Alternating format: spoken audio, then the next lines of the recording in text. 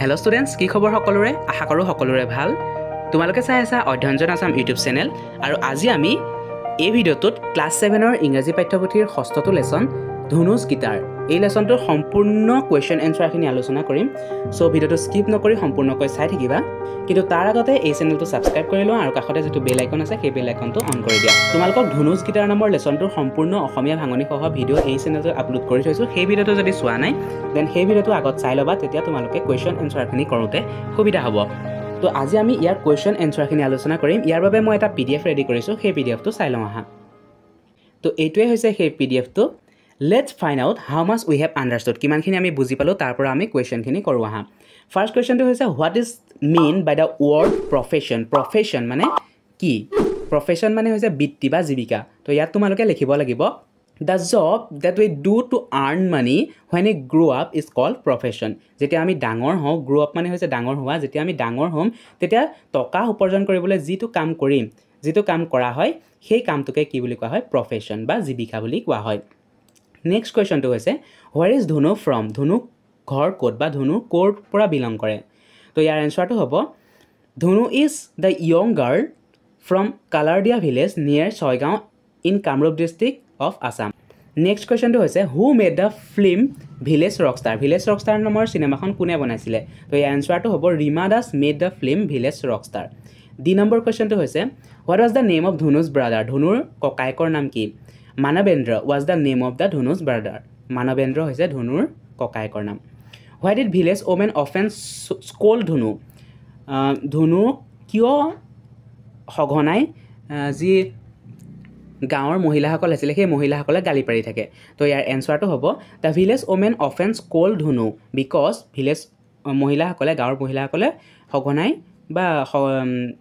সঘনাই ধনুক গালি পাৰি থাকে কাৰণ she likes to climb trees, ride bicycle, swim in the river and play in the paddy fields like boys.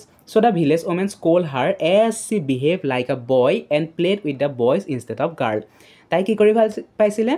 ধনুৱে গছত বগাই ভাল পাইছিলে, চাইকেল চলাই ভাল পাইছিলে, নদীত সাঁতুৰি ভাল পাইছিলে আৰু ধাননি পথাৰবোৰত খেলি ভাল পাইছিলে। ল'ৰাবোৰে যেনেদৰে কৰে তেনেকুৱা ধৰণৰ কামবোৰ তাই কৰি ভাল পাইছিলে।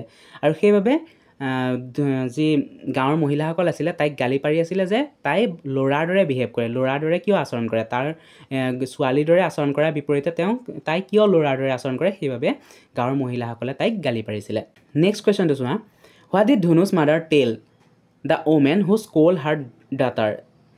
ধনুৰ মাকে সেই মহিলাসকলক কি কৈছিলে? তো ইয়াৰ এনচাৰটো হ'ব Dhanu's mother told the women who scold her daughter that none of them come to help her after her husband death. She has been doing both a man's job as well as a woman's job, earning money and looking after her children, her animals and her land. What did Dhunu decided to do after meeting the musicians at a local event? অনুষ্ঠানটোত সংগীতজ্ঞসকলক লগ পাই ধনুৱে কি সিদ্ধান্ত গ্ৰহণ কৰিছিলে? তো এই এনচাৰটো হ'ব after meeting the musicians at a local event Dhanu decided to form their own band. তাই নিজৰে এটা বেণ্ড খুলিবৰ বাবে সিদ্ধান্ত গ্ৰহণ কৰিছিলে। What plan did Dhanu propose after she realise that she could not afford to buy a guitar. তাই যেতিয়া উপলব্ধি কৰিলে যে তাই এখন গীটাৰ কিনাৰ সামৰ্থ্য নাই, তেতিয়া তাই কি পৰিকল্পনা কৰিছিলে?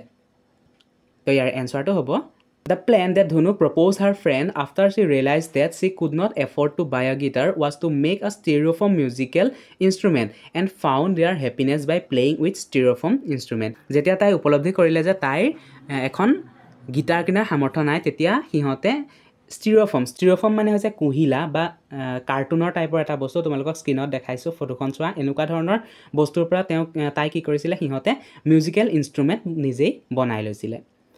নেক্সট কুৱেশ্যনটো হৈছে হোৱাই ডিড ধনু start doing odd jobs around the village. গাঁৱত তাই অদ্ভুত কামবোৰ কিয় কৰিবলৈ লৈছিল? তো ইয়াৰ এনচাৰটো হ'ব Dhanu started doing odd job around the village because her mother did not have money in the bank to buy a guitar. When she asked her mother for money to buy a guitar, her mother told her that they would have to sale of Dhunu's got to buy her guitar. So in order to earn money to buy a guitar, she starting doing job. He কামবোৰ কিয় কৰিছিলে তাই এখন guitar কিনিব বিচাৰিছিলে আৰু মাকক পইচা বিচাৰিছিলে যেতিয়া মাকে ক'লে যে তাই গিটাৰ কিনিবৰ বাবে তাই যি পোহনীয়া ছাগলী সেই ছাগলীটো বিক্ৰী কৰিব লাগিব তেতিয়া সেই ছাগলীটো তাই বিক্ৰী কৰিব বিচৰা নাছিল আৰু সেইবাবে তাই বিভিন্ন ধৰণৰ অদ্ভুত কাম বা গাঁৱত বিভিন্ন ধৰণৰ কাম কৰিব লৈছিলে Next question to hoise but Dhunu believes that if you really want something and work towards it you can achieve it. What does this line tell you about Dhunu's character? As it to line dise but Dhunu's believe that if you really want something and work towards a line to jitu dise সেই লাইনটোৰ জৰিয়তে ধনুৰ যিটো চৰিত্ৰ সেই চৰিত্ৰটো কেনে ধৰণে প্ৰতিপন্ন কৰিব বিচাৰিছে তো ইয়াৰ এনসাৰটো হ'ব ধনু is practical and hard working girl. Dhunu suggested that if someone really wants to achieve something he or she would have to work hard to achieve that goal. 2 number question to Dhunur যেটো story আছিল সেই স্টোৰিটোৰ এটা summary দিয়া হৈছে কিন্তু ইয়াত কিছুমান ভুল ইনফরমেশন দিয়া আছে ভুল তথ্য দিয়া আছে সেই ভুল তথ্যসমূহ তোমালোকক শুদ্ধ কৰিবলৈ কৈছে তো এইখিনি আমি পঢ়ি নাথাকো আমি উত্তৰটোই একেবাৰে চাই লওঁ হা তোমালোকক উত্তৰটো মই পঢ়ি দিছো যিখিনি ভুল শব্দ দিয়া হৈছে সেই ভুল শব্দসমূহ তোমালোকে হলনি কৰি লবা Dhunu's guitar is the story of a young 10-year-old girl who lives in Kalaria village with her mother. They are quite poor. Dhunu has a pet goat who she loves to spend time with. One day, Dhunu and her friends come across a group of boys practicing music at a local event. She is fascinated by the band and their musical instrument, especially the guitar. She dreams of owning one herself and forming her own music band with her friends someday. But she is too poor to own a guitar. So, she and her friends make styrofoam guitars and play on them. তো ইয়াতে যিখিনি শব্দ ভুল আছে সেই শব্দখিনি তোমালোকে হলনি কৰি শুদ্ধ শব্দকেইটা লিখি লবা 3 নম্বৰ কোৱেশ্চনটো চাওঁ হা তো ইয়াতে কোৱা হৈছে যে ধনুৰ যিটো পুৱাৰ কন্ডিশন আছিল দৰিদ্ৰতা আছিল সেই দৰিদ্ৰতাতে তাইৰ সপোনবোৰ ভাঙিব বিচাৰিছিল যদিও তাই কি কৰিছিল সেই সপোন ত্যাগ কৰিব বিচৰা নাছিল সেই সপোন কেতিয়াও ভাঙি যাবলৈ দিয়া নাছিল তো ইয়াতে কিছুমান এডজেক্টিভ ওয়াৰ্ড দিয়া হৈছে সেই এডজেক্টিভ ওয়াৰ্ডবোৰ তোমালোকক বাছি লিখিবলৈ কৈছে তো ইয়াৰ ওয়াৰ্ড কেটা হ'ব brave hard working practical understanding talented and diligent তো 4 নম্বৰ কোৱেশ্চনটোত কৈছে যে এই যিটো লেসন এই যিটো পাঠ সেই পাঠটোৰ পৰা আমি কিছুমান কথা শিকিব পাৰো সেই কথাসমূহ যিখিনি লেসন সেই লেসনখিনি তোমালোকক লিখিবলৈ কৈছে তো ইয়াত মই তোমালোকক দি দিছো ফাৰ্স্টটো হ'ব we should never give up our hope আমাৰ যি আশা আমাৰ যি সপোন সেই সপোনবোৰ কেতিয়াও আমি ত্যাগ কৰিব নালাগে to get something in life we must work hard for it কিবা এটা পাবলৈ লাইফত জীৱনত কিবা এটা পাবলৈ আমি কি কৰিব লাগিব হাৰ্ড ওয়াৰ্কিং কৰিব লাগিব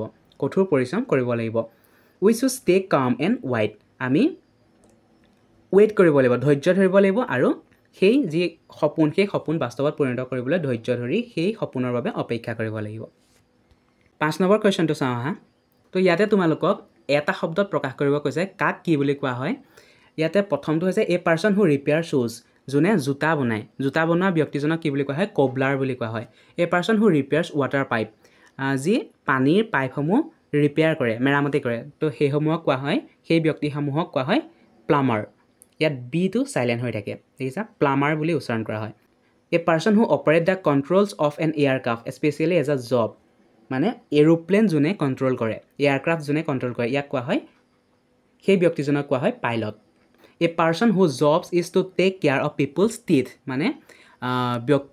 মানে মানুহৰ যি দাঁত সেই দাঁতৰ বিভিন্ন ধৰণৰ বেমাৰ আজাৰ দাঁতৰ বেমাৰ ঠিক কৰে তেওঁ সেই ব্যক্তিজনক কি বুলি কোৱা হয় ডেন্টিষ্ট বুলি কোৱা হয় a person who makes repairs of sells articles made of gold সোণৰ বিভিন্ন ধৰণৰ বয়বস্তু বনোৱা ব্যক্তিজনক কি বুলি কোৱা হয় goldsmith a person who can do magic tricks যি যাদু কৰিব পাৰে তেওঁক কোৱা হয় illusionist a person whose job is to cut men's hair and something to shave them মানে যি ব্যক্তি বা মানুহৰ দাড়ি চুলি কাটে তেওঁ কি বুলি কোৱা হয় barber A person who tax care of gardens যি বাগিচা প্ৰতিপাল কৰে তেওঁক কোৱা হয় গাৰ্ডেনাৰ 6 নম্বৰ কোৱেশ্চনটোত কিছুমান পছেছিভ ফৰ্ম দিয়া হৈছে সেই পসেসিভ ফৰ্মবোৰ তোমালোকক লিখিবলৈ কৈছে তো ইয়াতে যিখিনি ধনুস মাদাৰ দিছে না এই ধনুস মাদাৰটো হৈছে এটা পসেসিভ ফৰ্ম ইয়াত কি কৈছে this is Dhanu the tea stall belonging to her mother